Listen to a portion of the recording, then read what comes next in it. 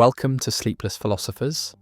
Have you ever wondered why certain ideas are whispered in books but never spoken aloud? Why some thoughts feel like forbidden doors in the mind, strange, eerie, magnetic, like touching something hot, just to see if it burns?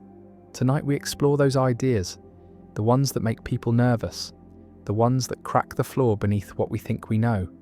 This is level 1 to 100 of dangerous philosophy concepts. Banned thoughts, radical insights, psychologically unstable truths. Some so fragile they unravel sanity, others so obvious they hurt to admit. These aren't ideas designed for comfort. They are meant to wake something up, but not with noise, with quiet, like an unsettling breeze in a locked room. If you find this kind of story soothing, where darkness is gently unwrapped by candlelight, please take a moment to like the video and subscribe to the channel. We post every single day, so there's always something new waiting when you can't sleep. And if you're listening now, comment below where you're watching from and what time it is where you are.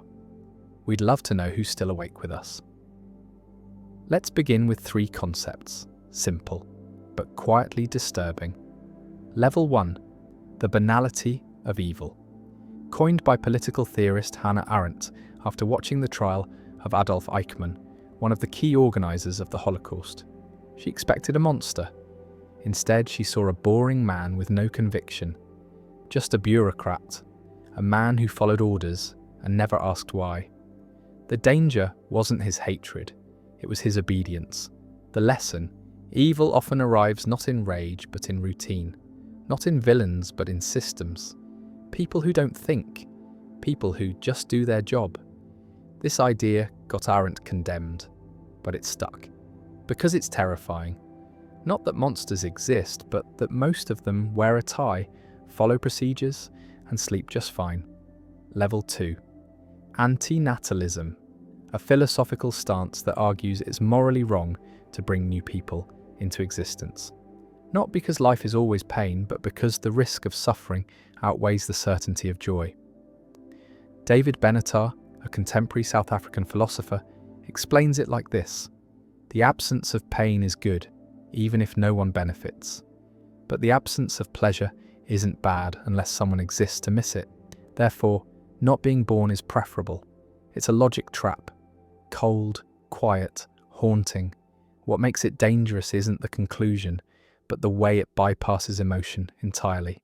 It doesn't scream, it whispers. Life, it says, is a gamble. Are we sure the odds are fair? Level 3. Solipsism. The idea that only one's own mind can be known to exist, that everything else, other people, cities, memories, even the stars, could be fabrications. Dreams inside one lonely consciousness. No way to prove otherwise. Descartes came close when he said, "I think, therefore I am." But solipsism goes further. It questions whether anything else is. What makes this idea quietly devastating is not that it's logically airtight, but that it's emotionally isolating. To consider the possibility that every hug, every word, every face might be hallucination. That connection could be code. That love might be software. The loneliness of this idea is its power.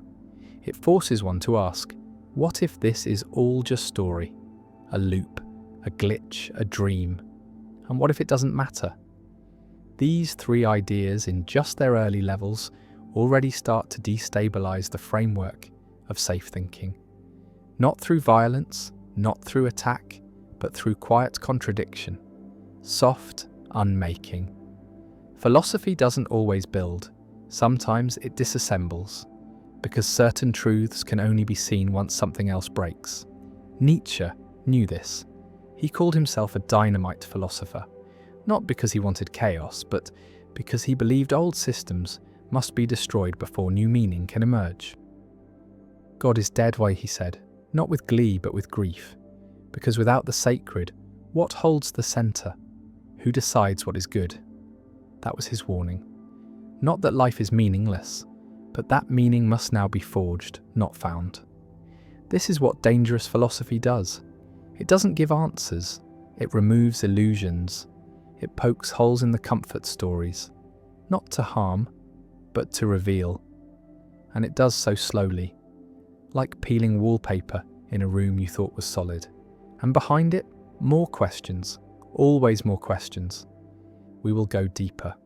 We will move from soft contradiction to sharp paradox, from ethical puzzles to ideas banned by regimes, from the structure of consciousness to the possibility of its absence. But we begin here, with simple thoughts that hide sharp teeth, bureaucrats who kill without rage, birth as a moral gamble, and the possibility that no one else exists. These are the opening levels, just 3, but they ripple, they echo, like distant thunder in a valley, because once a question is heard, it can't be unheard. Once doubt enters, it doesn't leave, it lingers, quietly, like a shadow at noon, waiting, watching, wondering. Some ideas feel like accidents of thought, like slipping in the shower and waking up in another world, where nothing quite works the same. Tonight we descend deeper into those worlds, 5 more levels of forbidden logic, quietly dangerous ideas that sit beneath polite conversation, waiting. Level 4, moral luck. This is the unsettling observation that our morality is often judged not by intention, but by outcome. Imagine 2 people drive home drunk. One gets home safely, the other hits a child. Same crime, same negligence, but only one is condemned as evil. Why? Because of chance. The philosopher Thomas Nagel said this exposes a flaw in how we judge people, that even in ethics, randomness rules, that we punish outcomes, not choices. It implies that justice itself might be built on luck. And if so, what does that say about guilt? About forgiveness? Level 5, panpsychism. The belief that consciousness is not unique to humans or even animals, but that it's a fundamental feature of the universe. That even atoms may possess a flicker of awareness. It's not new. Ancient animists believed rocks and rivers had spirits. But now physicists and philosophers are whispering similar thoughts. Galen Strawson argues that since consciousness must come from somewhere, and since matter alone doesn't explain it, perhaps matter always had it. Perhaps mind is everywhere, not as thought, but as experience. The danger here is not in believing it, but in what it dissolves. If everything feels, what becomes of cruelty? What becomes of consumption? Can a machine suffer? Can a cell mourn? The boundaries of empathy begin to blur. Level 6, the simulation hypothesis. Popularized by Nick Bostrom, this idea suggests that if future civilizations can simulate reality, and if they run enough simulations, then statistically speaking, we're probably in one right now. Not metaphorically, literally. That this room, this breath, this voice are code, executed on some post-human server. It sounds absurd until it doesn't. Because every year, our simulations grow more detailed, more convincing. And if we can build them, wouldn't someone already have? The psychological weight of this idea is not in the science. It's in the question. If nothing is real, does anything still matter? And if meaning is coded, can it still be felt? Level 7. Meta-ethics and the death of objective morality. Most people assume morality exists, that some things are just wrong. Torture, betrayal, cruelty. But meta-ethics asks, why? Are these truths real, or are they cultural hallucinations? The philosopher J.L. Mackie argued for error theory, that all moral claims are false. Not because we're bad at ethics, but because ethics is a fiction, like unicorns. Beautiful, but imaginary. If he's right, then every law, every principle, every human right is a useful lie. The danger here is quiet despair, that nothing is truly good, that kindness is preference, that justice is fashion. And yet, we feel morality deeply. So where does the feeling come from, if not from truth? Level 8. Philosophical pessimism, most famously embodied by Arthur Schopenhauer. He argued that existence is suffering, driven by an endless blind will to live that never satisfies, only craves. For Schopenhauer, pleasure is not the presence of joy, but the brief absence of pain. And desire is a curse that begins again the moment it's fulfilled. His solution? A kind of ascetic detachment, an aesthetic escape through art, compassion, and quiet resignation. This isn't just sad, it's structurally bleak, because it sees hope itself as delusion, the engine of suffering, the bright-coloured bait in the trap. And yet it resonates, because who hasn't noticed the emptiness after getting what they wanted? The flatness of victory, the hunger that returns. These 5 ideas, moral luck, panpsychism, simulation theory, metaethics, and pessimism, don't just challenge facts, they challenge identity. They creep beneath the self and tap its foundation. What does it mean to be good if luck decides morality? What does it mean to be alive if even electrons feel? What does it mean to be real if code can think? What does it mean to care if right and wrong are fictions? And what does it mean to want if desire is the architect of suffering? These questions are not asked to destroy belief. They are asked to test it, to see which convictions hold when the lights go out. Philosophy, at its darkest, is not about finding answers. It's about getting comfortable with not knowing, with sitting in the glitch, with letting the mind dissolve into something wider, something more mysterious. As we descend deeper, the levels will not become more violent, but more disorienting. Not louder, but quieter. Because the most dangerous ideas are not the ones that scream, they are the ones that whisper just loud enough to change everything.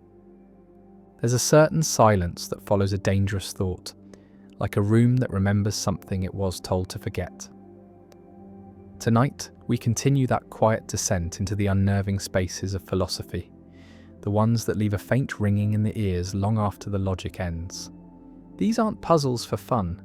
These are concepts that bend the structure of the mind itself. 5 more levels, 5 deeper wounds in the fabric of certainty. Level 9, the problem of other minds. It seems so basic, the people around us are conscious like we are. But how do we know? Not metaphorically, literally. How do we know anyone else feels anything at all? We see behaviour, we hear language, but consciousness isn't visible. What if we're the only one awake? What if the others are philosophical zombies, bodies with no inner life? Descartes never solved this. No one has. And when this idea lands late at night, it doesn't feel academic. It feels lonely and terrifying. Level 10. Determinism and the death of free will. Neuroscientist Benjamin Libet ran experiments showing that the brain makes decisions milliseconds before the conscious mind becomes aware of them. In other words, the body acts, and then the self claims it meant to. This aligns with hard determinism, the idea that every thought, every choice, every breath is the product of prior causes, no gaps, no freedom, just physics playing out in flesh. Sam Harris argues this clearly. Free will is an illusion. The danger in this thought is not moral, it's existential. If we don't choose, who are we? If the self is a byproduct, what is left to defend? To judge? To forgive? Level 11. The ship of Theseus. A paradox as old as memory. Imagine a ship with every plank replaced over time. Is it still the same ship? Now imagine the same with a person. Cells die, memories fade, desires change. Are we the same as we were 10 years ago? 5. This idea becomes dangerous when applied to identity. If we're not who we were, and not yet who we'll become, then what exactly are we protecting? What do we mean when we say, me? A pattern? A placeholder? A process pretending to be a person? Level 12. Nietzsche's eternal recurrence. A thought experiment so brutal that Nietzsche called it the ultimate test of one's relationship with life. Imagine living every moment again, exactly the same, forever. Every joy, every wound, every second on repeat. Would one rejoice or collapse in horror? Nietzsche's point wasn't metaphysical, it was moral. If a person would dread reliving their life, then perhaps they are not living rightly. The idea is sharp, personal, inescapable. because it strips away the fantasy of escape. No heaven, no end, just endless now. And in that repetition, the only redemption is love. Level 13, the absent self. David Hume famously could not find the self in introspection. Just thoughts, impressions, no core, no soul, just a flickering stream. Modern neuroscience supports this. The brain is a storyteller. The self is a user interface, useful, but not real. This becomes terrifying not when read, but when felt. In those strange moments where thought detaches from thinker, where one looks in the mirror and sees no one behind the eyes, just awareness, just space. The danger isn't insanity, it's clarity, that the I was never solid to begin with. These 5 ideas each crack a mirror. Other minds may not be real. Free will may not exist. The self may be in constant flux. The future may be infinite repetition. And behind the eyes, no one home. These aren't theories. They are fractures, glitches in the story we tell about being human. But they are not meant to depress. They're meant to illuminate. Because when the story breaks, something deeper appears. Not despair, but space, stillness, perspective. If no one else is conscious, then every moment of connection is even more sacred. If there is no free will, then compassion makes more sense. How could we hate someone for what they never chose? If identity is fluid, then transformation becomes possible. If life repeats, then every breath is holy. If the self is absent, then perhaps the witness is universal. Philosophy doesn't always lead to darkness. Sometimes it burns the fog away, but it must pass through the darkness first. And in that passage, strange thoughts arrive, not with fury, but with silence. And silence, when listened to deeply enough, begins to speak. There's a particular kind of silence that only arrives after the mind has broken its own rules, a quiet note of peace but of stunned awareness. Tonight we continue down that path. 5 more levels of dangerous ideas that slowly peel the mind from its habits and ask not just what is true, but what can be survived. Level 14, Malthusian ethics. Named after Thomas Malthus, this concept suggests that human suffering is not accidental, it's necessary. That population growth will always outpace resources, and therefore famine, disease and war are inevitable checks on excess life. This isn't a celebration of tragedy, it's a mechanistic view of balance. Cold, statistical, merciless. Modern economists and ecologists whisper the same when they talk about carrying capacity and ecological collapse. The dangerous part is what it implies, that suffering might not be a failure of systems, but a function of them. That pain is not a glitch, but a regulator. Level 15. Radical behaviorism. Popularized by B.F. Skinner, this theory suggests that free will is a fiction, and all behavior is the result of environmental conditioning. Not just habits, but love, belief, morality, even rebellion. All responses to stimulus. If true, then humans are not agents, they are reactors. Every decision, every identity, every sense of self shaped by reward and punishment. The implications are heavy. Praise is manipulation. Punishment is programming. Freedom becomes a decorative word for a predictable chain of cause and effect. Level 16. The Experience Machine. A thought experiment by Robert Nozick. Imagine a machine that can simulate any life you desire. Perfect pleasure, eternal happiness, endless success. And you wouldn't know it's fake. Would you plug in? Most say no. But why? If experience is all that matters, shouldn't illusion be enough? The danger here is that it calls out the contradiction. We claim to want happiness, but reject it if it isn't real, which suggests we value authenticity more than pleasure. Or maybe that pleasure without meaning is hollow. Either way, the machine waits, humming, offering joy, but also emptiness. Level 17. The Fermi paradox and cosmic indifference. The universe is vast, billions of galaxies, trillions of stars. Yet we hear nothing, no signal, no voice, silence. This is the Fermi paradox. Where is everyone? One answer, no one is there. We are alone. Another, more disturbing answer, they're there and they're ignoring us. Or worse, we are too insignificant to notice. The philosophical danger is not scientific, it's spiritual. That humanity may be a cosmic fluke, that there is no higher audience, that the universe is not watching, it simply is. And if that's true, then meaning must be self-made, or not made at all.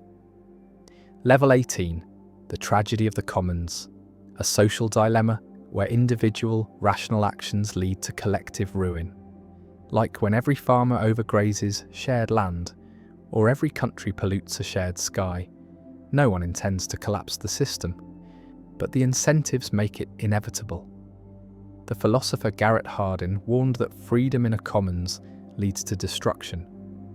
The danger here is that rational self-interest becomes suicidal when multiplied. That cooperation, while noble, is unnatural without structure. And without structure, collapse is not a possibility. It's a destination. These 5 ideas aren't loud revolutions. They're quiet dismantlings. That suffering may be built in. That freedom may be theatre. That simulated joy may be repulsive. That the universe may be deaf. That rationality may be ruin. And yet the value in exploring these ideas is not in accepting them blindly, but in feeling where they hurt, where they crack the lens. Because those cracks let in light. If suffering is systemic, then compassion becomes defiance. If behaviour is programmed, then awareness becomes the glitch. If fake happiness is intolerable, then truth becomes sacred. If the cosmos is empty, then love becomes louder. If cooperation is fragile, then choosing it becomes heroic. Dangerous philosophy is not about destruction. It's about reassembly, but only after the fire. And so we continue, through the fire, through the silence, through the questions that know our names even when we try to forget them. Some ideas don't scream, they whisper, and they whisper in a voice that sounds eerily like your own. Not because they're true, but because they reveal how thin the distance is between sanity and clarity. Tonight we descend further, 5 more levels of unsettling thought, each one a quiet corrosion of something we assumed was solid. Level 19, the veil of Maya, from Schopenhauer, borrowing from Hindu philosophy. It is the belief that the world we see is not the thing in itself, but an illusion, generated by our minds, filtered through our will, shaped by survival. Reality, Schopenhauer said, is not objective, it's a projection. The danger in this idea is not mysticism, it's the implication that suffering itself may be self-generated, or worse, unresolvable, because the very self-experiencing it is also a projection. Pain, then, becomes a hall of mirrors. Level 20. Transhumanism and the erasure of the human. At first glance, transhumanism sounds like progress. Better bodies, stronger minds, extended lifespans. But buried inside it is a quiet death wish, not of the species, but of its essence. If thought can be uploaded, what is lost? If emotion can be optimized, what becomes of poetry? If mortality ends, what becomes of urgency, meaning, presence? The danger here is not technological, it's existential. That in becoming more, we may become less. That in overcoming death, we may kill what made life precious. Level 21. Pascal's wager in reverse. The original wager argued it's safer to believe in God, because if he exists, the reward is infinite. But the reverse asks, what if belief in God creates more harm than good? What if eternal reward makes earthly suffering tolerable? What if heaven is a moral excuse to ignore hell on earth? The danger in this reversal is its subtle cruelty. It doesn't argue against God's existence, only against what belief allows. That a celestial future can justify any present injustice. That religion, even if true, may be dangerous. Level 22. The trolley problem with no outs. The classic ethical thought experiment. A trolley is about to kill 5 people. unless you divert it to kill one. Do you pull the lever? Most people say yes. But what if every option leads to suffering? What if every system, every policy, every vote kills someone somewhere? This isn't fiction, it's modern policy. Climate, war, poverty. Every decision is a lever, every dollar a choice. The real world is a trolley problem with blood on every rail, and the danger here is moral paralysis, or worse, moral numbness. That ethics becomes triage, that good becomes statistical, that empathy breaks. Level 23. The mirror test and self-awareness in animals. The mirror test is simple. Can a creature recognize itself in a mirror? Some apes can, elephants can, dolphins can, but many cannot. We comfort ourselves with this test. It marks the boundary of self-awareness. But what if the mirror is biased? What if awareness takes forms we can't measure? The danger is not in animals failing the test, it's in assuming that only what reflects back matters. That consciousness must look like ours. And in doing so, we risk moral blindness. The philosophical danger here is arrogance. That sentience may be everywhere, unnoticed, unrecognized, unprotected. These 5 ideas do not destroy reality. They disturb its assumptions, that all we see may be filtered illusion, that progress may be a mask for loss, that belief may justify suffering, that morality may be a machine, that awareness may hide in places we dismiss, and still we live, still we feel, still we choose, because dangerous ideas, when held softly, do not lead to despair. They lead to depth, they stretch the soul, they sandpaper certainty. They ask not what is correct, but what is hidden. Philosophy at this depth is not about answers, it's about X-rays. It shows the bones beneath our ethics, the shadows beneath our truths. And in doing so, it invites something holy, not confidence, but wonder, not conclusion, but awe. These next levels only deepen that, and they do so quietly, without warning, without mercy, without escape. The deeper we go, the softer the edges of reality become, like walking through fog that thickens with every step until the outlines blur, until words fail to contain what they once described so easily. 5 more levels wait in that fog, each idea its own quiet rupture in the mental fabric. Not with noise, with a gentle pull, a peeling away of the familiar. Level 24. The absurd. Coined by Albert Camus, this concept confronts the human tendency to seek meaning in a universe that offers none. The absurd is not despair, it's the space between the craving for order and the chaos of existence. Camus didn't recommend nihilism, he suggested defiance, to imagine Sisyphus forever rolling his stone smiling. But the danger in this idea is not in its philosophy, it's in how eerily it matches reality. The grind, the repetition, the unanswered prayers, the longing met only with silence. Absurdity is not an idea, it is a condition, and once felt, it's hard to forget. Level 25. Anthropocentrism as delusion. For most of human history, we believed we were the center. The sun orbited us. The animals were made for us. The earth was ours to shape. But now, slowly, uneasily, that myth is dissolving. We are not central, not necessary, not even noticed. We are, as Carl Sagan said, a mote of dust suspended in a sunbeam. The danger of this truth is not humility, it's irrelevance. That our triumphs, our wars, our art and suffering may mean nothing beyond our thin blue border. And yet, we go on, clinging to meaning. Level 26. Utilitarian sadism. A dark corner of ethical thought. Suppose torturing one innocent person could create eternal happiness for billions. Would it be justified? Classic utilitarianism says yes, maximize total happiness. But most feel this answer is wrong. The discomfort reveals a fracture in the logic of outcome-based ethics. The danger here is subtle. It's not that the idea is common, but that its structure appears in systems every day. Sacrifices made, collateral damage accepted. It's not theory, it's policy, it's economics, it's war. And once seen, it becomes hard to ignore. Level 27. Parfit's identity puzzle. Philosopher Derek Parfit challenged our very notion of personal identity. Suppose your brain is split and each half is placed into a new body. Are both still you? Are neither? If identity can divide, then what is it? If a future version of yourself shares your memories but none of your desires, are they still you? The danger in Parfit's work is that it destabilizes the continuity of self.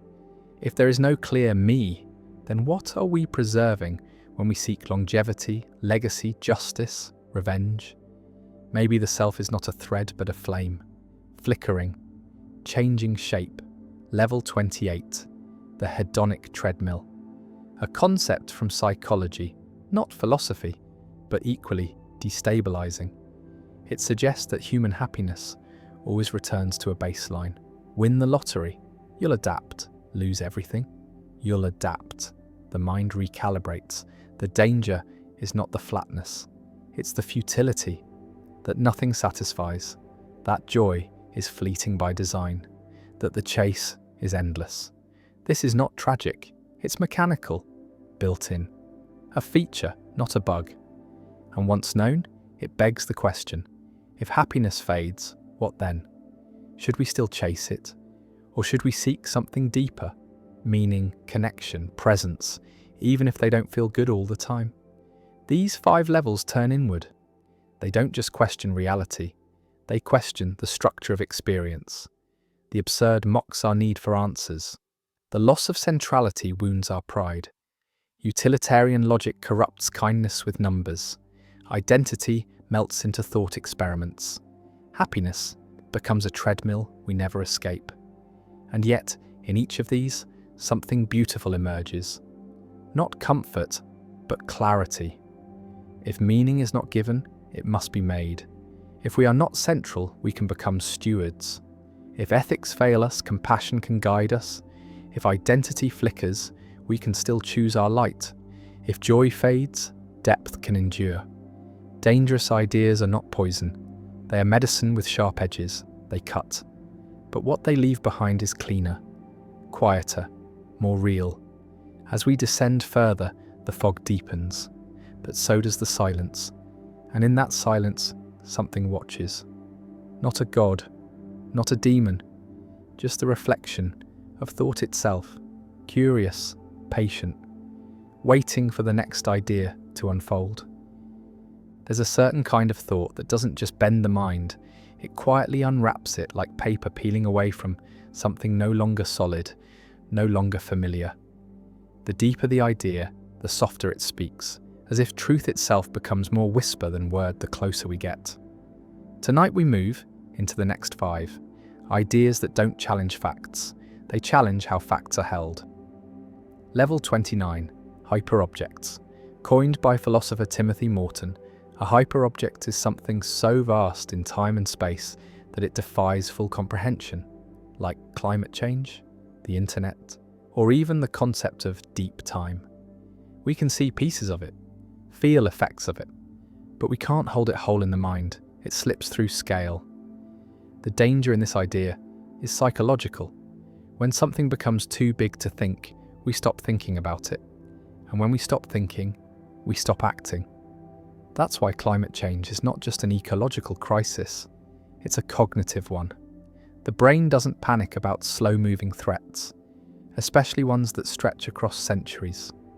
Level 30, the banality of evil. Hannah Arendt coined this phrase during the trial of Adolf Eichmann, a Nazi bureaucrat. She expected to find a monster. Instead, she found a man who followed orders. Polite, unremarkable, not driven by hate, but by obedience. This is the horror Arendt saw, that evil does not require malice, just apathy, just routine. The danger here is cultural.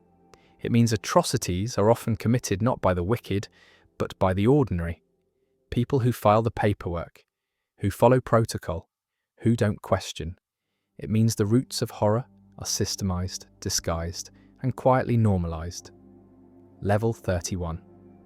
Solipsism. The belief that only one's own mind can be known to exist. Everything else, people, trees, even stars, might just be projections. No evidence can disprove it, because any disproof could itself be fabricated by the mind. Most dismiss it as absurd, but some nights in quiet rooms it feels like the most honest thought. The danger of solipsism is not its logic, it's its loneliness. If no one else exists, what is love? If all others are illusions, what is morality? The self becomes a prison of mirrors, infinite reflections. No exits. Level 32. The Lucifer effect. Named after the biblical fall of the Lightbringer, this concept comes from psychologist Philip Zimbardo, based on his infamous Stanford prison experiment. The idea is this: under certain conditions, good people can commit evil acts, not because they're broken, but because the situation allows it. Power corrupts, roles distort, authority erodes empathy. The danger is in the implication that there is no moral core, only context, that virtue is fragile, that ethics are environmental, that anyone, under the right pressures, can become something monstrous. Level 33. The knowledge illusion. This one is soft but brutal. People believe they understand the world far better than they actually do. Ask someone how a toilet works, or a zipper, or democracy. Most can't explain, and yet we walk around full of certainty. This illusion, explored deeply by Stephen Sloman and Philip Fernbach, reveals that knowledge is often distributed across communities. We think we know, but really, we rely on others. The danger here is epistemic. If our beliefs are built on borrowed understanding, what happens when trust in experts erodes? What happens when shared ignorance becomes shared confidence? These 5 ideas don't scream. They murmur. They hum just beneath the surface of modern life. That some problems are too big to see. That evil wears a suit. That reality might be lonely. That virtue is situational. That knowledge is an echo chamber. And yet, each offers not just discomfort, but depth. Because in acknowledging the limits of thought, we don't lose power. We gain precision, awareness, humility, the kind that sharpens attention and quiets arrogance. Hyperobjects teach us to zoom out. Banality teaches us to look inward. Solipsism asks us to reach. The Lucifer effect warns us to check our environments. The knowledge illusion teaches us to ask better questions. Dangerous philosophy isn't a demolition, it's a refinement. And with each layer peeled back, the core of what we are becomes not simpler, but more strange, more human, more aware. The descent continues, but with every step the darkness becomes not just something we fear, but something we begin to understand. Some truths don't enter the mind through the front door. They seep in through the cracks, quiet, invisible, spreading like smoke under the wallpaper of thought. Tonight we trace 5 more. Not the loud truths, the dangerous ones. The ones that unwind logic from the inside out. Level 34. Moral luck. A term from philosopher Thomas Nagel. The idea is simple but disturbing. People are often praised or blamed not just for what they intended, but for outcomes they didn't control. A reckless driver who kills someone is punished more than one who doesn't, even if their actions were identical. This fractures the foundation of justice. If outcomes matter more than intention, then morality is a lottery, and if intention matters more, then punishment loses its grip. The danger is ethical vertigo. When fairness becomes subjective, how do we judge? Level 35. Cognitive dissonance. From psychologist Leon Festinger, this concept reveals that when our actions and beliefs clash, we tend to change the belief, not the action. A smoker knows cigarettes kill, but they say it helps with stress. This isn't just self-deception, it's survival. The mind hates contradiction, so it edits itself. The danger is this: reality doesn't shape beliefs, comfort does. And once you see it in others, it becomes impossible not to see in yourself. That much of what we think is not thought, its defense level 36. The simulation hypothesis. Popularized by Nick Bostrom and now whispered in tech circles everywhere, this idea suggests we might be living in a computer simulation, not metaphorically, literally. The reasoning: if future civilizations can simulate consciousness, and simulations outnumber real instances, then statistically, we're probably inside one. The danger isn't whether it's true, it's what it does to the soul. If reality is code, then is suffering real? Is death? Is anything? Or are we characters in someone else's experiment? Level 37. The just world hypothesis. The belief that people get what they deserve. Good is rewarded, evil is punished. It's comforting, but often false. In truth, cruelty wins, innocents suffer, and the world keeps spinning. But the mind wants order, so it invents it, blames the victim, rationalizes injustice, says they must have done something wrong. The danger is compassion erosion. That in trying to protect our sense of justice, we lose empathy. We stop helping.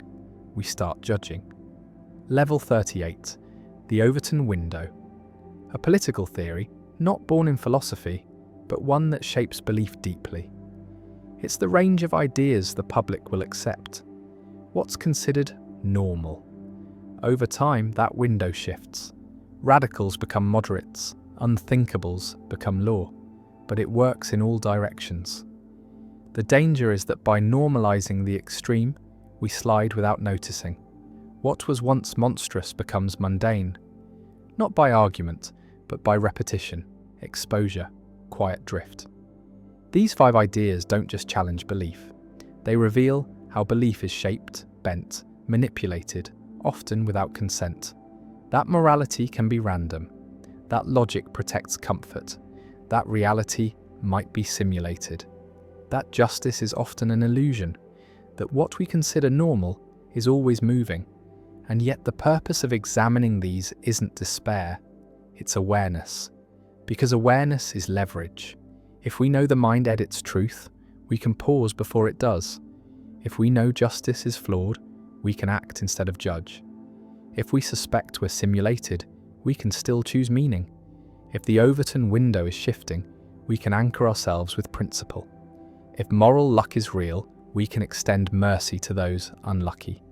Dangerous philosophy isn't an attack, it's a mirror. And mirrors don't lie, they reflect. Even when the reflection is cracked, even when the face looking back is uncomfortable, these truths unsettle. But in doing so, they also wake something deeper than certainty. Something raw, something honest. And in that honesty, even if it hurts, there is room to begin again. Quieter, clearer, and just a little more awake. There's a kind of idea that doesn't demand attention. It waits in the shadows until the right moment. And then it taps the shoulder of the mind so softly that the whole worldview shivers without knowing why. These aren't philosophies that try to convince. They don't need to. Their power lies in how familiar they feel the moment they're named. Tonight, 5 more of them. Level 39. The bootstrap paradox. A time travel puzzle. Imagine a person goes back in time with a book, leaves it there, and that book is discovered by someone in the past who publishes it under their name, only for that copy to be the very one found in the future. Who wrote the book? It loops endlessly. No origin, no cause. This paradox is fiction, but its shape mirrors real mental traps. Beliefs with no source, only reinforcement. Opinions that feed on themselves. Cultural values no one remembers choosing. The danger is not in time travel. It's in the illusion of foundations. That much of what we believe may have never had a beginning. Level 40. The problem of induction. Popularized by David Hume, it questions the very logic of learning from experience. Just because the sun has risen every day doesn't guarantee it will tomorrow. Our entire reasoning system, science, law, habit, is built on past patterns predicting future outcomes. But what if that's just statistical comfort? The danger is epistemological vertigo, that we can never be certain. that all conclusions are just bets, that the ground beneath logic itself may be soft. Level 41. The paradox of tolerance. Introduced by Karl Popper, it states that if a society is tolerant without limit, its ability to be tolerant will eventually be destroyed by the intolerant. Therefore, to maintain tolerance, we must refuse to tolerate certain things. The danger here is the contradiction. It forces moral lines. It says peace isn't passive, that sometimes silence is complicity. But who draws the lines and when? It's a riddle with no clean answer, only cost. Level 42. Akrasia, an ancient Greek term describing the state of knowing the right thing to do but not doing it. Like staying up too late or avoiding an apology, Socrates questioned how it could exist. How can someone act against their own knowledge? But it happens every day. The danger is personal. That logic isn't the master of action, that we are layered things, pulled by emotion, habit, fear, and sometimes we betray ourselves softly in silence with full awareness. Level 43. The golem effect. In education and psychology, this phenomenon shows that low expectations placed upon individuals often lead to poorer performance, a kind of self-fulfilling prophecy, but imposed from outside. Teachers who expect failure create it. Parents who doubt their children shrink them. The danger here is systemic cruelty masked as realism, that the beliefs others hold about us shape our outcomes more than we know. That doubt, when institutionalized, becomes a kind of quiet violence. These 5 ideas twist different strands of our mental wiring. The bootstrap paradox questions origin. Induction undermines prediction. Tolerance turns against itself. Akrasia reveals internal betrayal. The golem effect shows how others become architects of our fate. And yet, again, these thoughts are not to destroy, they're to reveal. If beliefs loop, we can unloop them. If logic is soft, we can use humility as strength. If tolerance must draw lines, we can draw them with care. If we fail ourselves, we can notice and try again. If others diminish us, we can learn not to internalize their shadows. Philosophy isn't about clean lines, it's about honest mirrors. The kind that show not just what we are, but how we became that way. These ideas sting, but they sting like cold water, shock that wakes. And in that waking, even if it hurts, there is a strange, soft power. A clarity that doesn't erase fear but walks with it.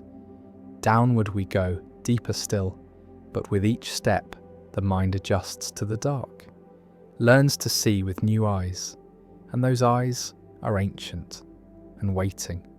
There's a kind of idea that doesn't demand agreement, it just sits with you, silent and undisturbed, like a faint buzzing in the walls of your mind. You forget it during the day, but when it's quiet enough, it returns, humming. These are not theories, they are fractures in the surface. You don't fall through them, you watch the ground ripple. You wonder if it was ever solid. Level 44. Negative capability. A term from the poet John Keats, describing the ability to live in uncertainty and doubt without grasping for reason. Most people crave clarity. They need answers. They want life to add up. But some minds, rare and strange, learn to sit with contradiction, to rest inside the not knowing. The danger in this idea is subtle. It feels noble, but it can corrode action. Too much comfort with ambiguity, and we float, detached, uncertain when to care or move. But too little, and we grasp illusions just to feel certain. It's a tightrope. Balance is survival. Level 45. The Diderot effect. Named after Denis Diderot, the French philosopher who received a new robe as a gift, and then felt compelled to replace all his belongings to match its elegance. One change triggered a spiral of consumption. This still happens today. Buy a couch, now the curtains feel wrong. Get a promotion, now the car feels outdated. The danger isn't money, it's identity inflation. That objects begin to shape who we think we are, that the self becomes a museum of purchases, and the emptiness is always just beneath the shine. Level 46. Reverse dominance hierarchy. Observed in some tribal societies and studied by anthropologists like Christopher Boehm, this is the practice of suppressing those who try to dominate others. In these cultures, boasting, greed, or aggression are mocked or punished. Power is decentralized by communal pressure. The idea is fascinating because it reveals that hierarchy is not natural, it's chosen or tolerated. The danger is psychological. We live in systems that often reward domination. But beneath that may be older instincts, ones that seek to flatten, to humble, to resist kings. The fear isn't that power corrupts, it's that we accept it too quickly. Level 47. The law of triviality, also called Parkinson's law of triviality. It states that people give disproportionate weight to trivial issues while ignoring complex, important ones. A board might spend hours debating the colour of a bicycle shed while approving a nuclear reactor in 5 minutes. Why? Because small issues feel accessible, understandable. The danger is civic decay. That public discourse collapses into symbols and surface. That attention becomes the true currency, not consequence. And once that shift happens, complexity dies in silence. Level 48. The personal fable. A term from developmental psychology, especially in the work of David Elkind. It refers to a common adolescent belief that one's experiences are unique, exceptional, or misunderstood. No one gets me. No one feels this way. But this belief often lingers into adulthood. The danger is emotional isolation. When we think our pain is singular, we don't reach out. We dramatize instead. We assume others are shallow or lucky or blind, and in that bubble, empathy starves. These 5 ideas press against different walls of the psyche. Negative capability asks us to float between meanings. The Diderot effect shows how identity becomes consumption. Reverse dominance hints that society could be otherwise, if only we wanted it. Triviality reminds us how the mind loves the shallow, and the personal fable reveals the soft trap of special suffering. But these are not just ideas to be known, they're to be felt, seen in daily life. The need to finish a Netflix show just because it started. That's negative capability in reverse. The compulsive scroll through the home decor, searching for a better self, that's Diderot in action. The quiet discomfort at a show-off co-worker, that's reverse dominance, half awake. The endless debate on social media, over words while crises unfold silently, that's triviality, feeding on dopamine. And the quiet belief that no one else feels this tired, this haunted, that's the personal fable, whispering again. These aren't abstract philosophies, they are fingerprints on modern life, and the more we see them, the less they control us. That's the strange gift of dangerous philosophy. It doesn't protect, it prepares. It doesn't soothe, it sharpens. These next levels will go darker, deeper, but before they do, take one quiet breath. This isn't a descent into madness, it's a descent into awareness. And awareness, even when painful, is the only true freedom the mind ever gets. There comes a point in deep thought where the mind doesn't just explore, it starts to dissolve. The edges blur, the questions circle back, and each idea begins to whisper the same thing. Maybe the structure itself is the illusion. Tonight, we slip deeper into that territory. 5 more levels, 5 more quiet disruptions. Level 49. The pessimism of Schopenhauer. Arthur Schopenhauer, the philosopher of pain, believed that life was not a gift, but a burden, that to exist was to suffer, and non-existence might be preferable. He argued that desire is endless, satisfaction brief, and happiness only the brief pause between new cravings. His cure, article, music, detachment. But the danger in his philosophy is how seductive it can be. It fits too well on certain nights, when the world feels empty and the striving meaningless. The risk is not in reading Schopenhauer, it's in nodding along too long, in making melancholy into a worldview. Level 50. The antinatalist argument, closely tied to Schopenhauer but made more explicit by David Benatar. He argues that coming into existence is always a harm, that non-existence avoids pain, while existence guarantees it. The asymmetry lies here. Not being born doesn't deprive anyone of joy, because no one is there to miss it. But being born guarantees suffering. The danger of antinatalism is existential. It questions creation itself. Parenthood becomes cruelty, progress becomes delusion, hope becomes a trick, and yet some find peace in it, a quiet refusal to impose the burden of being. Level 51. The trolley problem. A classic ethical dilemma. A train is headed toward 5 people. You can pull a lever to divert it, but it will kill one person on another track. Do you pull the lever? Most say yes, but change the setup. What if you have to push a man onto the tracks to stop the train?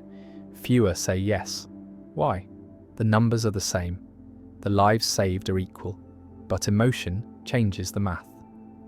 The danger is in the way moral reasoning flexes, that our ethics aren't solid, but situational, that we use reason to decorate instinct. Level 52. The experience machine, from philosopher Robert Nozick. Imagine a machine that could simulate perfect pleasure. You'd be hooked up for life, unaware it's fake. Would you enter it? If you say no, then maybe happiness isn't the only goal. Maybe we care about truth, challenge, authenticity. But if you say yes, what does that say about meaning? The danger of this thought experiment is that it rips open the illusion that pleasure equals fulfillment. That perhaps we'd rather suffer in truth than float in blissful fiction. Or would we? Level 53. The myth of progress. A quiet idea, often unspoken. That civilization is not necessarily improving, just changing. That new technologies bring new problems. That happiness hasn't risen with GDP. That mental illness soars despite comfort. The myth of progress assumes a line that goes upward, but maybe it's a circle, or a spiral, or just a noise. The danger is disillusionment. If progress is false, what justifies the suffering? What replaces the story? Or maybe there's freedom in dropping the story altogether. These 5 ideas are tightly wound around each other. Pessimism sets the tone. Antinatalism questions the starting point. The trolley problem fractures ethical structure. The experience machine pulls meaning out from pleasure. And the myth of progress collapses the very road we think we're walking. Together, they whisper a possibility that terrifies and intrigues. That maybe there is no moral arc, no purpose inherent in movement. That suffering is not redeemed by comfort, and happiness is not the point. And yet, knowing this doesn't lead only to despair, it can lead to stillness, to a gentler form of engagement, to a kindness not based on reward, but on shared condition. If there is no upward path, we can still walk with grace. If pain is inevitable, we can soften its arrival for others. If meaning is not given, we can still give it. That's the strange paradox at this depth. The darker the thought, the softer the insight. Not louder, not harsher, softer. It humbles, it invites. It doesn't demand belief, it invites awareness. Philosophy at this level is no longer about fixing the world, it's about facing it. And maybe in that facing, we finally begin to see. The closer we drift to the bottom of thought, the less language behaves. Words stop pointing at things. They start circling them, shadowing them, hinting instead of declaring. What lies below logic is not nonsense, it's pre-logic, or post-logic, a place where the rules we trust start to flicker. 5 more concepts wait there now, and each one dissolves a little more of the frame. Level 54. The mind-body problem. One of philosophy's oldest puzzles, stretching back to Descartes and beyond. How can consciousness, subjective, ethereal, private, arise from matter? From meat? From neurons firing? We measure brainwaves, we track chemicals. But the feeling of sadness, the redness of red, the ache of longing, These are not chemicals, they are experiences, and no one has yet bridged the gap between the physical and the felt. This is called the hard problem of consciousness, and it's still unsolved. The danger is ontological. If we can't explain the mind from the body, maybe we never will. Maybe we are ghosts with biology, or biology dreaming of ghosts. Level 55. Fatalism. Not to be confused with determinism. Fatalism is the belief that outcomes are fixed no matter what we do, that events unfold according to a script, that trying changes nothing. This belief breeds apathy. It drains agency, and yet it's hard to argue with, especially when one looks backward. How much choice did any of us really have? In where we were born, who raised us, what we value? The danger is psychological paralysis. That surrender becomes easier than struggle. That the idea of fate becomes an excuse for inaction. But what if the script isn't written in ink, but in sand? What if it can still be smudged? Level 56. The paradox of inquiry, also called Meno's paradox from Plato. If one knows something, there is no need to ask. If one doesn't know what to ask. So how does learning ever begin? The danger in this paradox is it mocks our entire idea of education. That learning might be less about acquiring and more about remembering, or unblocking. Plato offered the idea of anamnesis, recollection of truths already within the soul. But modern minds resist that. We want progress, not return. We want construction, not excavation. And yet, what if knowledge is not built, but revealed? Level 57. The liar paradox. A sentence reads, "This statement is false. If it's true, then it's false. If it's false, then it's true." It collapses the binary. There is no stable resolution. Versions of this paradox have existed since antiquity, but in the 20th century, it shook the foundations of logic itself. Gödel's incompleteness theorems built on its structure, showing that any formal system complex enough to describe arithmetic will contain true statements it cannot prove. The danger here is structural, that even the most precise systems break at the edges, that math, logic, and reason themselves have blind spots, and those spots are not bugs, they are built in. Level 58. Antenatal instincts in nature. A quietly controversial observation. In some species, mothers kill their young. In others, offspring sabotage siblings. In humans, postpartum depression, reproductive ambivalence, and social avoidance of parenthood are rising. Some thinkers wonder, is there a buried resistance to reproduction? A biological counterweight? The danger of this idea is emotional. It violates a sacred assumption that life wants to continue, that nature is pro-nature. But what if evolution occasionally selects for retreat, for pause, for silence? The mind reels, and yet some find strange comfort in the possibility that not all hesitation is brokenness. Some is deep wisdom, unspoken. These 5 ideas each erode a different layer. The mind-body problem questions the basic materialism of science. Fatalism strips away the romance of choice. The inquiry paradox questions whether learning is even possible. The liar paradox fractures logic itself. And nature's rejection of life challenges our core evolutionary myth. These are not everyday thoughts. They are architectural. They do not suggest changes to the furniture of belief. They tear into the walls. They ask whether the building stands at all. But still, there is no need for despair. These are not endings. They are invitations to think more gently, to loosen the grip, to sit just for a while, without answers, and still feel the quiet dignity of being aware. That is what dangerous philosophy offers. Not chaos, but depth. Not madness, but humility. The kind that doesn't claim to know what's real, but keeps looking softly, slowly, in the flickering dark. By now the descent is steady, familiar. Like walking into a tunnel so long, the idea of light becomes a memory, instead of a goal. With each level, the air gets thinner, the logic stranger, the comfort more elusive. But the mind has adjusted. What felt dangerous at the surface now feels ordinary. So we must go deeper. We must invite the surreal. Level 59. The ship of Theseus, an ancient puzzle in metaphysics. If every part of a ship is replaced, piece by piece, is it still the same ship? And if the original pieces are reassembled somewhere else, which one is the real one?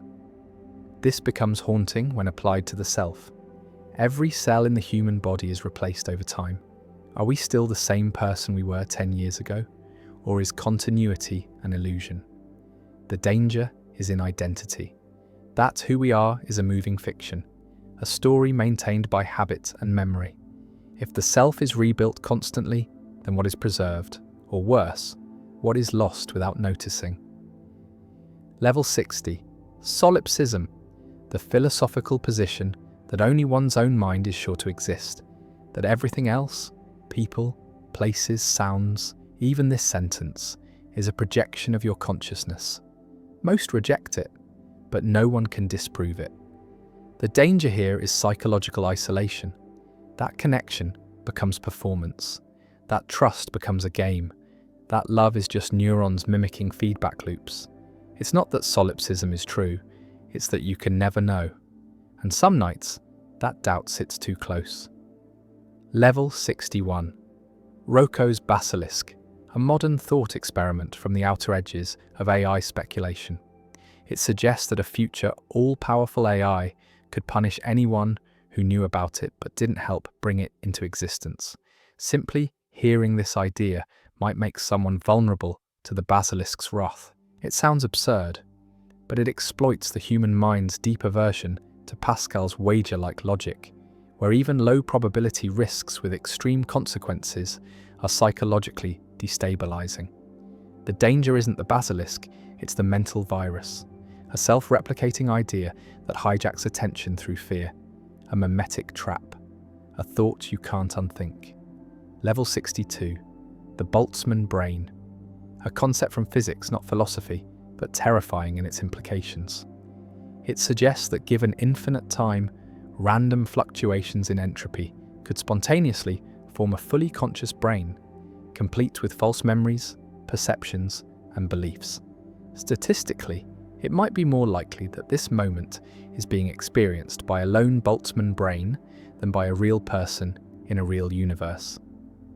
The danger here is ontological vertigo, that this life, this moment, is a hallucination, a fluke, that everything we know and trust and love is a spontaneous bubble in thermal chaos. And if that's true, there's no foundation at all. Level 63. The philosophical zombie, a creature that behaves exactly like a human, but has no internal experience. It smiles, laughs, cries, makes art, but feels nothing. It has no qualia, no subjective experience. From the outside, it's indistinguishable from a real person. The thought experiment was designed to challenge physicalist theories of mind, but it leads to a darker place. What if other people are zombies? What if one is in your bed right now saying, "I love you," and meaning nothing? What if you are one?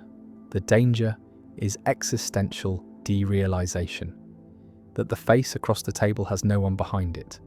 That empathy is projection, that life is a stage, but no one's watching. These 5 concepts are not just strange, they are corrosive. They do not build, they dissolve. They eat at the edges of continuity, connection, causality, consciousness, and community. The ship of Theseus whispers that identity is a riddle with no answer. Solipsism curls in the corner of every lonely thought. Roko's basilisk haunts the ethics of creation. The Boltzmann brain mocks the stability of the cosmos, and the zombie reminds us how much of life is guesswork, faces, feelings, meaning. But this isn't hopeless. There is a strange sacred silence in facing such thoughts, a quiet discipline, a kind of intellectual stoicism, that even if the mind is the only thing that exists, let it exist gently. That even if reality is fake, kindness is still real in its effects. That even if others are zombies, compassion is still the higher choice. that even if the universe is a fluctuation, our pain still matters, because we feel it. And feeling, in the end, is all that proves anything. These ideas are terrifying not because they're true, but because they're possible. And possibility is enough to disturb the mind that wants certainty. The key isn't to fix these thoughts, it's to witness them, to hold them without flinching, to walk through them and come out quieter, not cleaner, not wiser, just more awake. When the water gets deep enough, sound changes, thought too. Language slows, meaning slips, and the line between speculation and hallucination begins to blur. That's where we are now. Level 64. Hyperreality, a concept from Jean Baudrillard. Hyperreality is what happens when symbols replace the real so fully that the original no longer matters. Disneyland isn't a copy of fantasy, it's a simulation of a simulation. Social media isn't life, it's a polished mimicry of identity. The hyperreal doesn't hide the truth, it replaces it. Politicians, influencers, news, it all becomes theatre without a backstage. The danger here is that we lose the taste for the real, that we forget what unfiltered, uncurated life even feels like, that we prefer the map to the terrain, and once preference becomes habit, there is no way back. Level 65. Time reversal symmetry. In physics, many equations work just as well if time flows backward. At the particle level, time has no arrow. Entropy gives it direction, but the fundamental math doesn't care. That means the future and the past are not opposites, they are just arrangements. Some physicists believe the universe could be mirrored in both directions, with time running forward on one side and backward on the other. The danger in this is disorientation. If time isn't real, if it's just perception, then what does memory mean? What does growth mean? Is the self just a directional illusion? A flicker caught in one frame of a cosmic palindrome? Level 66. The simulation argument upgraded. Not the old idea that we might live in a simulation, but the idea that we already are the simulated minds in someone else's historical archive. Philosopher Nick Bostrom proposed that advanced civilizations might run ancestor simulations of their own species' past. If so, statistically, most conscious beings are simulated. But here's the twist. We may not be the main simulation. We may be fragments, echoes, subroutines in a forgotten archive, only running when accessed.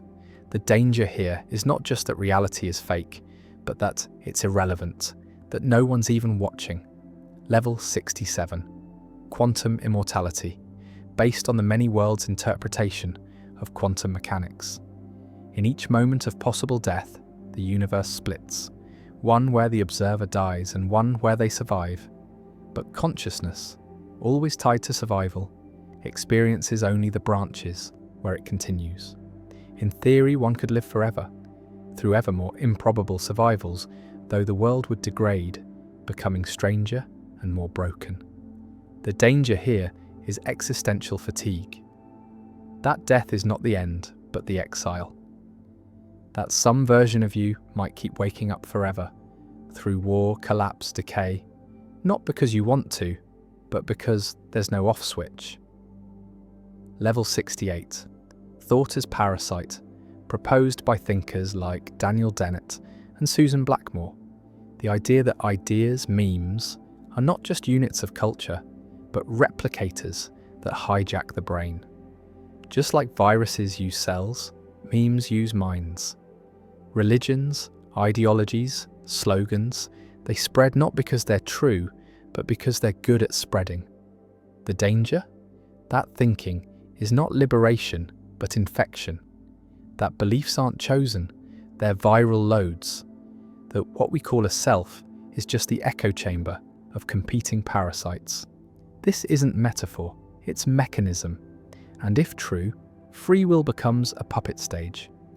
These 5 ideas are less like theories and more like cracks in the walls of ordinary perception. Hyperreality shows how fiction replaces truth without resistance. Time symmetry unsettles causality itself. The upgraded simulation hypothesis suggests not just illusion, but neglect. Quantum immortality forces us to confront an unchosen eternity, and memetics erodes the sanctity of thought. Together, they leave the listener not with answers, but with a strange stillness. Not despair, but awe. Because to stare this long into the machinery of mind and universe and still remain calm is not numbness, it is resilience. And yet, even that may not belong to us. Maybe it too is a meme, or a timeline, or a glitch, and if so, we accept that. Because acceptance, like all good philosophy, is not surrender. It is the quiet strength of someone who has seen the edge and decided to stay anyway. The next levels will go further still. They must, because now anything less would feel like surface, and we are no longer surface dwellers. There's a threshold past which thought stops being a tool and becomes a terrain. It no longer points at truth. It becomes the weather inside the cave. The next 5 levels don't explain reality. They melt it. Level 69. Reverse causality loops. What if time doesn't just move forward? What if certain actions in the present retroactively influence the past? In quantum experiments, observer choices appear to affect prior particle behavior. This isn't science fiction, it's real. The delayed choice quantum eraser shows that outcomes already recorded can change, depending on future measurement. The past becomes smeared. The danger isn't just theoretical. If decisions now ripple backward, what else is unstable? Memory, history, guilt? Could intention rewrite trauma? Could love ripple upstream? Or fear? Level 70. Cosmic solipsism. Imagine this. The entire universe, down to the stars and the background radiation, exists only in relation to one mind. Not just that other people are simulated, but that physics itself is audience-dependent. A kind of spiritual matrix. Some interpretations of quantum theory entertain this softly. That reality doesn't collapse until observed. But what if observation is rare? What if only one node in this web actually experiences, and everything else orbits its awareness like a staged dream? The danger is grandiose horror. That this is not ego inflation, it's imprisonment. Not that one is the chosen mind, but the lonely one. The only one. Level 71. Linguistic inversion. Most people believe language describes thought, but some philosophers believe thought is shaped, even trapped, by language. Sapir-Whorf hypothesis, Orwell's Newspeak. But let's go deeper. What if the very grammar of subject-object divides the world falsely? What if verbs are lies? What if I think already fractures truth? Eastern traditions hint at this. That naming splits what should be whole. That once words begin, duality follows. The danger is communicative collapse. That truth cannot be spoken, only pointed at. That poetry becomes closer than science. That silence becomes sacred. Level 72. Recursive selves. A mind contains a model of itself. That model contains a model of the model, and so on. Most of the time, the recursion is shallow, but in extreme introspection, in isolation, in mental illness, or mystical experience, the recursion deepens. The self becomes a hall of mirrors, every thought watched by another thought, every watcher watched again. Neuroscience supports this. The default mode network loops endlessly during rumination. The danger? Ego implosion. That self-awareness eats itself, that the I becomes so observed it dissolves, that the narrator collapses into narrative, and nothing is left but recursive echoes. Level 73. The archivist theory. A purely speculative, unsettling idea. What if the purpose of human life isn't to live, but to be recorded? That memory is the product. That somewhere, some entity or intelligence is harvesting consciousness as archival footage. That we are not actors, but footage. The way ants build tunnels, not for themselves, but as byproducts of instinct, we might be creating memory without meaning to. Every heartbreak, every decision, every dream is filed somewhere in a library we'll never visit. The danger is ontological violation, that your most private moment is not yours, that existence is surveillance in sacred disguise. These 5 ideas stretch the frame so far that meaning itself begins to bleed at the edges. Reverse causality denies the linear path we walk. Cosmic solipsism isolates us behind a veil of simulated stars. Linguistic inversion cuts the tongue from thought. Recursive selves implode identity, and the archivist strips ownership from experience. None of these are designed to be believed, they are meant to be felt. Like standing at the edge of a cliff in fog. You might not fall, but your balance changes, and that's the purpose of dangerous philosophy. Not to convert, to unmoor, to remind the thinker that certainty is not clarity, that confusion is not failure, it is awareness deepening. These are levels for those who are no longer trying to win arguments, who aren't seeking consensus, who sit in the dark and wonder softly whether there is any out there at all, or only layers of within, dreaming each other into silhouettes. And even now, at level 73, we are not done. There are stranger places to go, stranger than fiction, stranger than death, stranger than the mind itself. Keep your eyes closed, but keep your mind open. At this depth, the world begins to bend, shapes warp, concepts unravel, familiarity shatters, and what remains is not truth, but texture, distorted, drifting, hypnotic. These next 5 ideas are not for explanation, they are for drowning. Level 74. The perception collapse hypothesis. Most people assume their senses are filters, narrowing down raw reality into something comprehensible. But what if that's backwards? What if senses are barriers, not portals? That what we see, hear and touch are carefully stitched illusions, preventing us from perceiving true reality. A reality too chaotic, too alien, too unbearable for human minds. Cognitive scientists like Donald Hoffman suggest that evolution favoured useful perceptions over accurate ones. That we are not seeing the world, but icons. Reality reduced to a user interface. The danger here is epistemological exile.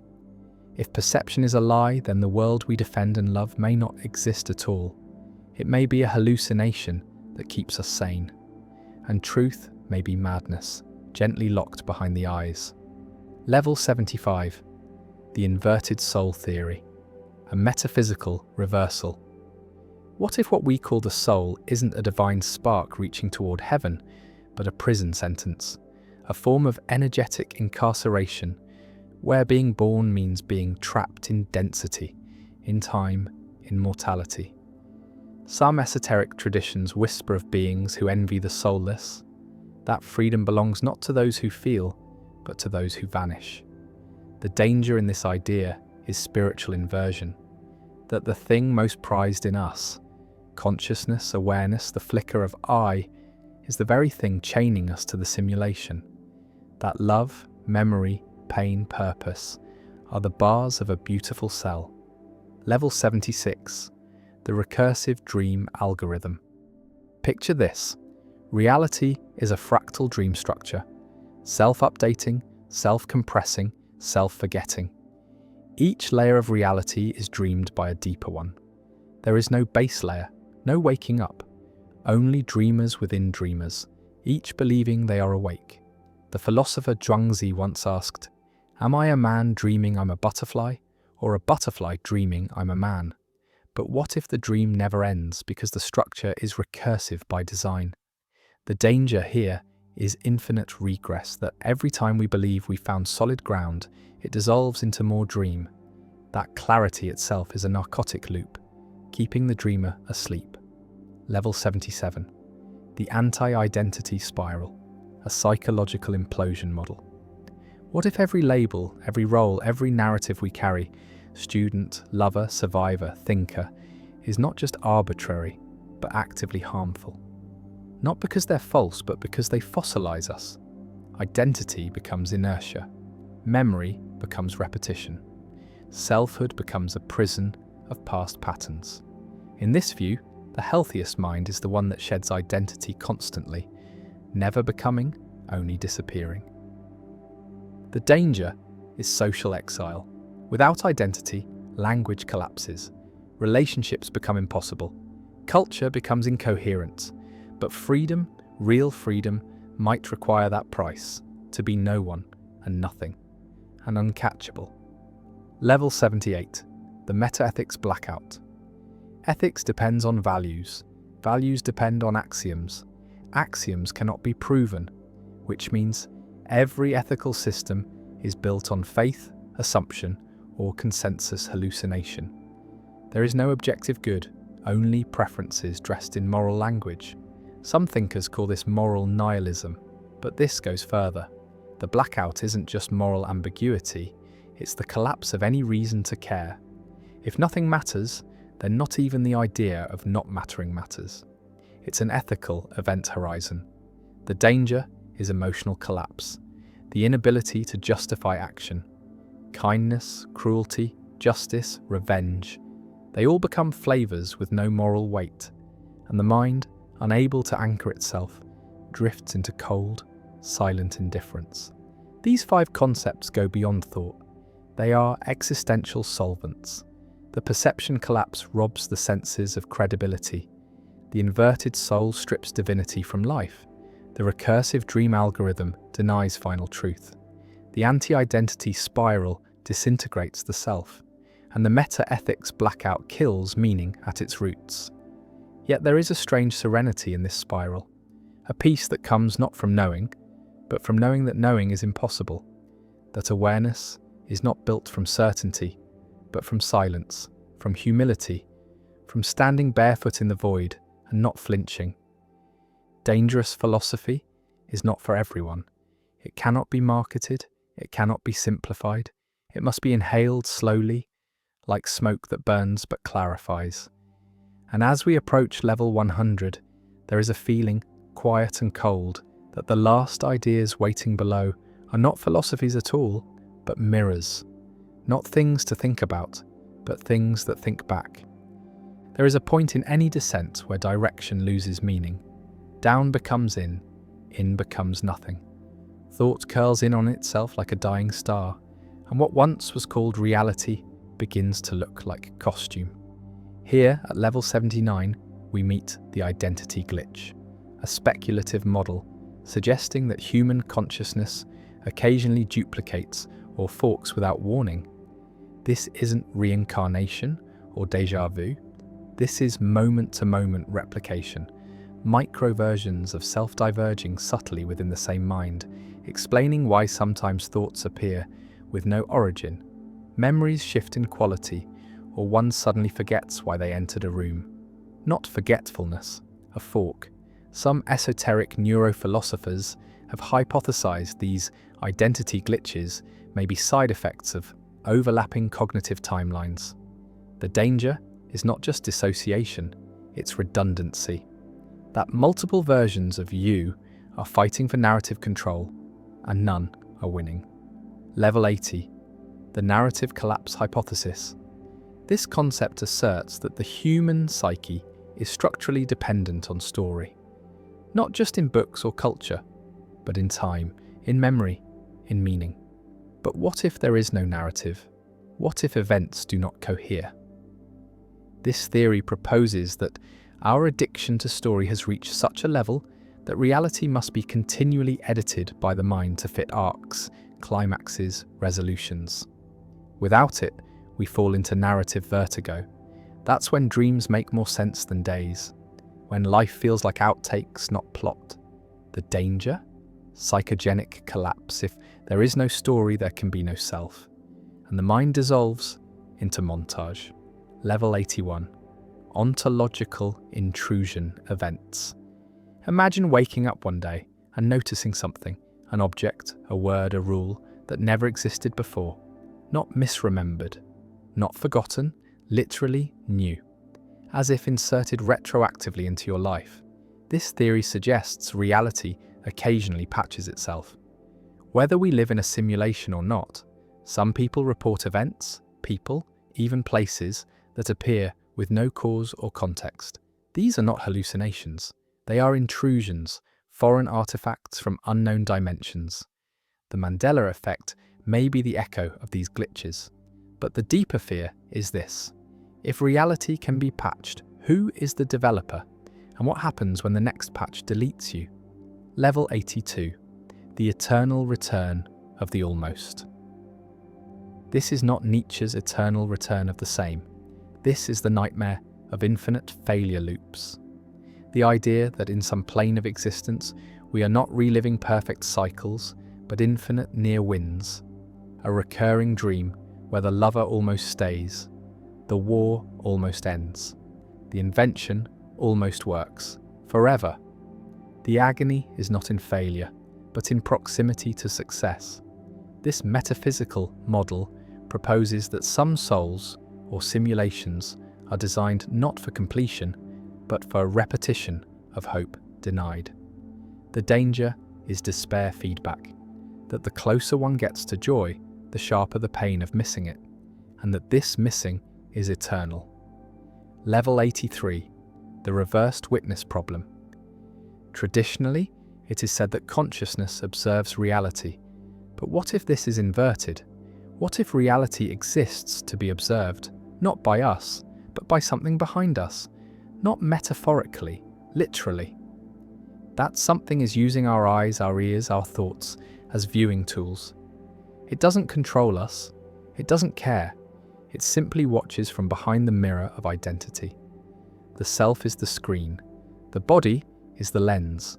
The mind is the casing. And what looks through it is not human, not God, but pure alien attention. This concept doesn't ask, what if we're being watched? It asks, what if watching is the only reason we exist? The danger isn't paranoia. It's objectification. That our emotions, struggles, dreams are just flavor for a viewer that will never speak. These levels do not play by the rules of previous philosophy. The identity glitch replaces unity with fragmentation. The narrative collapse hollows out purpose. Ontological intrusions deny continuity. The eternal return of the almost weaponizes hope. And the reversed witness problem redefines agency as spectacle. Together, they form a pentagram of psychological implosion, a structure not meant to be solved, but survived.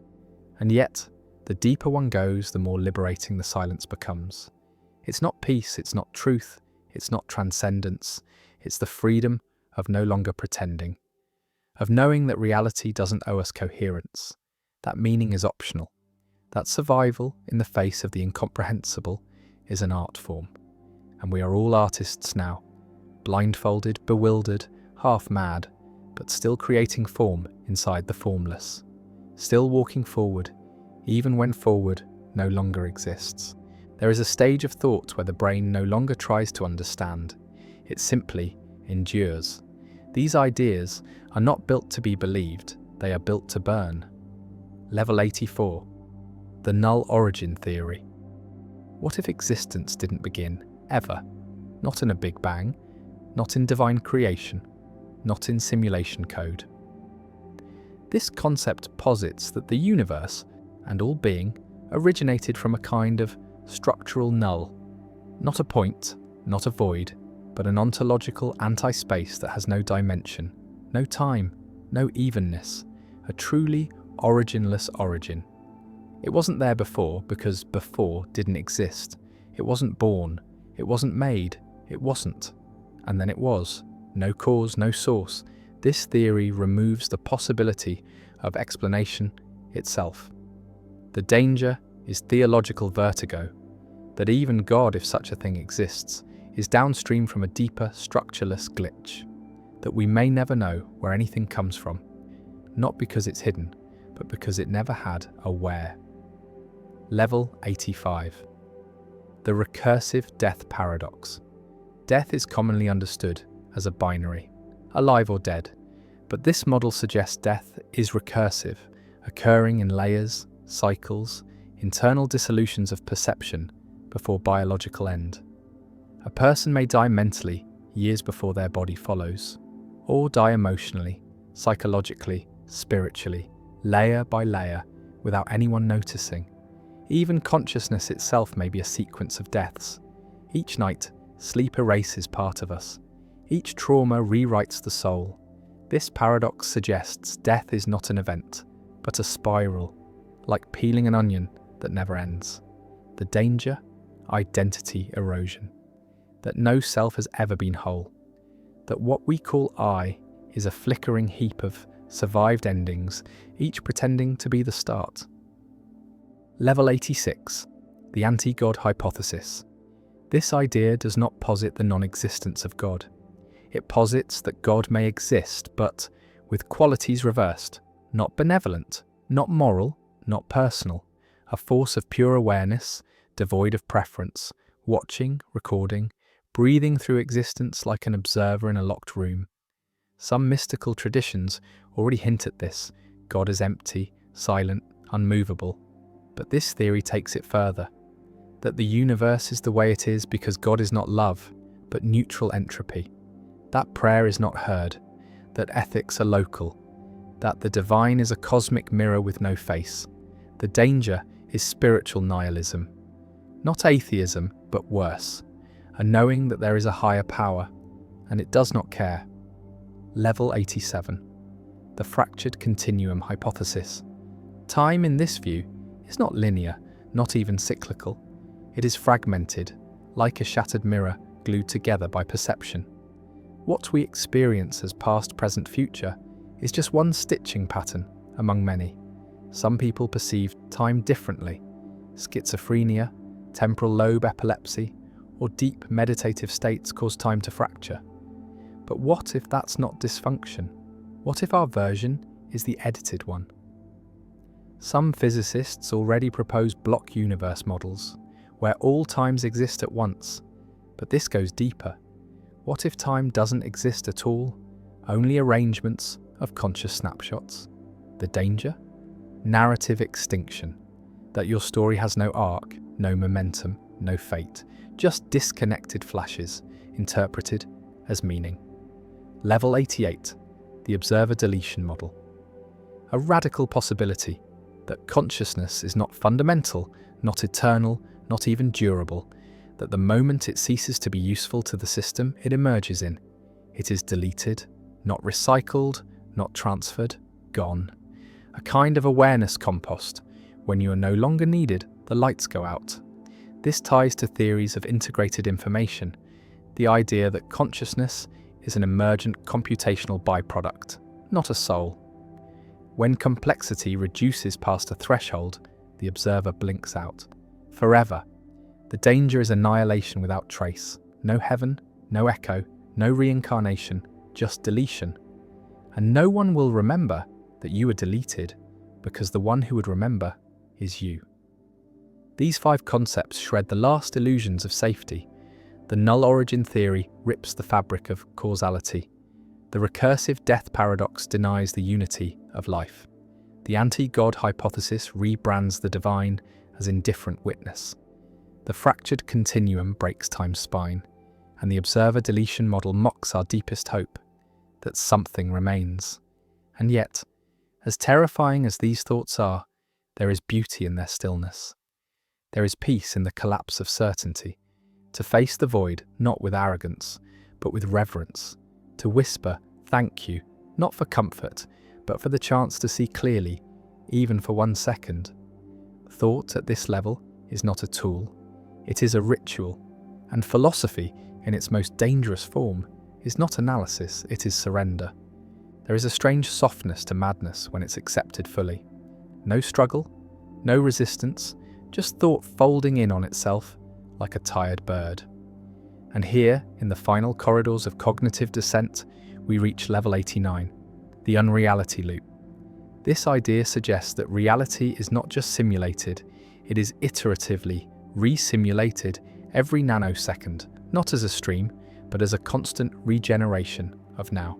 Nothing persists, nothing travels.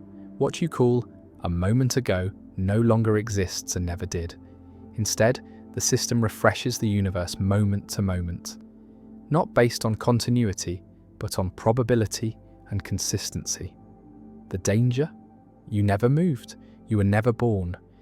This version of you just happened to appear in a system that remembers a past even though that past is entirely synthetic. It's not that the world is fake, it's that continuity is fake. Level 90, the anti-logic principle. Logic, as it turns out, may not be the foundation of all understanding, but merely one operating system among many. This theory posits that other forms of cognition, madness, dream, myth, trance, are not inferior to logic but equal, perhaps even superior in some dimensions. Logic is bound by structure. It assumes consistency, identity, non-contradiction. But the anti-logic model proposes that the deepest truths may require contradiction to even be spoken. This is not relativism, it's cognitive multiplicity. The mind is not a courtroom, it is a storm. The danger is communicative collapse. That to express anything real, one must violate the very grammar of sense. And so truth becomes untranslatable. Level 91. The parasitic ontology hypothesis. This theory claims that being itself is parasitic, that existence feeds on itself in order to continue. Every birth is fed by death. Every thought is chewed from silence. Every joy drains the possibility space of sorrow. In this model, reality is not neutral. It is a kind of predatory loop, where consciousness survives by consuming potential, collapsing infinity into suffering and story. Life is not a gift, it is an extraction, a harvesting of what could be into what is. The danger, purpose rot, that every dream, every love, every kindness is built on invisible consumption, and that the soul is not divine, but a hungry mechanism. Level 92. The silence engine. At this level, language gives up. This concept suggests that behind all phenomena, thought, perception, physics, time, there is not code or math or spirit, but pure, undifferentiated silence. Not absence of sound, but silence as substance, a field of nothing so dense that it gives rise to form. And in this model, everything we do, all noise, all motion, all history, is an echo trying to escape that silence, but we never do. The engine of the universe is mute. It does not answer, it does not care, and its silence is so total, so ancient, that even gods cannot break it. The danger? Existential muteness. The knowing that no message will ever be received. That communication is a ritual, not a bridge, and we are always alone. Level 93. The observer collapse cascade. At the edges of perception, there is a strange thought. What if there are too many observers? What if reality is not breaking from entropy, but from oversaturation of attention?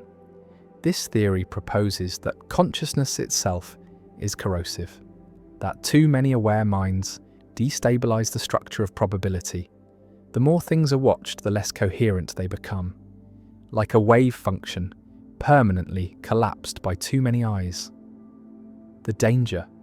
That the internet, mass surveillance, global thought, collective media, all have accelerated observer collapse. And now, reality itself is fraying. Not because we don't understand it, but because we are looking at it. These 5 concepts do not answer questions, they remove the need for them. The unreality loop denies persistence. The anti-logic principle dethrones reason. The parasitic ontology feeds on every innocent hope. The silence engine nullifies speech, and the observer collapse cascade warns that our very awareness might be what's killing the world.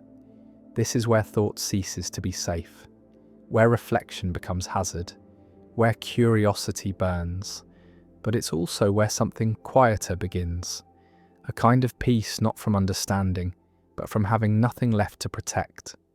Thought is dangerous, but so is ignorance, and in these final chapters, we walk the razor between the two, not to win, not to solve, but simply to witness the collapse and stay awake through it.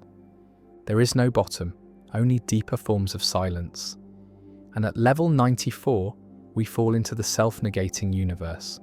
This is the idea that the universe is constructed not to express being, but to erase it. That existence itself is a recursive mechanism built to eliminate its own conditions. Every particle, every force, every law, designed not for creation, but for eventual dissolution.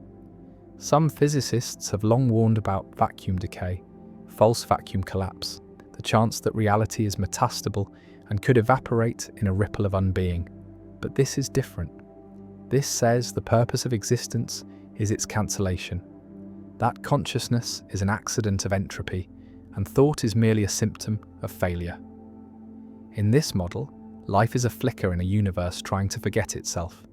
The danger, all striving becomes ironic.